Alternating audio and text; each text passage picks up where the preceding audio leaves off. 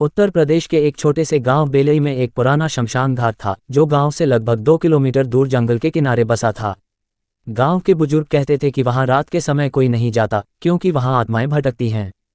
कहते थे कि उस जगह पर एक पंडित की आत्मा भटक रही है जो अपनी अधूरी अंतिम क्रिया के कारण मुक्त नहीं हो सका। पर जैसे जैसे समय बीता लोग इन बातों को भुला बैठे। बस एक परंपरा रह गई, शाम के बाद वहां कोई नहीं जाता। गांव में एक 24 साल का लड़का था अनिरुद्ध। वह पढ़ा लिखा और नास्तिक विचारों वाला युवक था। वह अक्सर गांव वालों की बातों को अंधविश्वास कहकर मजाक उड़ाता। एक दिन गांव में चर्चा चल रही थी कि शमशान में फिर से किसी ने रात को चीखें सुनी हैं। अनिरुद्ध ने हंसते हुए कहा, अगर शमशान में सच में भूत हैं तो मैं वहां पूरी रात रुकूंगा।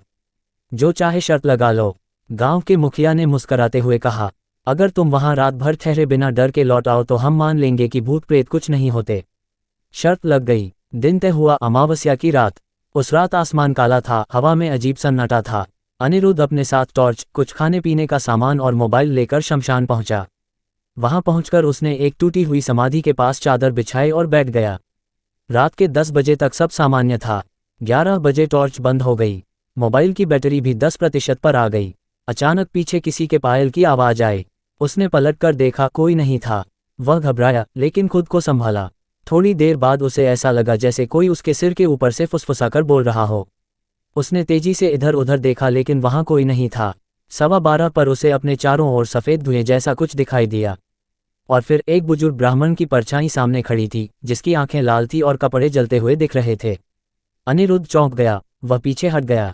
वह परछाई बोलने लगी, मेरी अंतिम क्रिया अधूरी रह गई, मुझे मुक्ति नहीं मिली। वह कांपते हुए बोला, आप कौन हैं? आवाज आए, मैं पंडित हरिनाथ त्रिपाठी हूँ, इस गांव का पूर्व पुजारी। मेरी मृत्यु शमशान में हुई लेकिन जलाने वाला कोई नहीं था। मेरी आत्मा यहीं बंधी रह गई है। फिर अचानक हवा बहुत तेज चलने लगी, पेड़ हिलने लगे और सब और राख उड़ने लगी। वह आत्मा बोली, अगर तू चाहता है कि कोई और इस श्रापित भूमि का शिकार न बने तो मेरी मुक्ति की विधि पूरी कर। अनिरुद्ध बेहोश हो गया। सुबह गांव वाले शमशान पहुंचे। उन्हें अनिरुद्ध एक पुरानी समाधि के पास बेहोश मिला। जब उसे होश आया वह कुछ बोल नहीं सका, बस कांपता रहा। 2 दिन बाद वह थोड़ा सामान्य हुआ और उसने सारी घटना बताई। गांव के बुजुर्गों ने कहा, हरिनाथ पंडित की मौत 50 साल पहले यहीं पर हुई थी। उनकी चिता अधूरी रह गई थी क्योंकि उनके परिवार वाले शहर चले गए थे। गांव के सभी लोगों ने मिलकर उसी रात पंडित हरिनाथ की आत्मा के लिए यज्ञ और विधिपूर्वक तर्पण किया।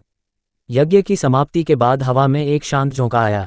उसी वक्त अनिरुद्ध की आंखों में आंसू आ गए। मैंने उस आत्मा को जाते देखा, वो अब शांत थी। पहली बार मैंने किसी आत्मा को मुस्कराते देखा।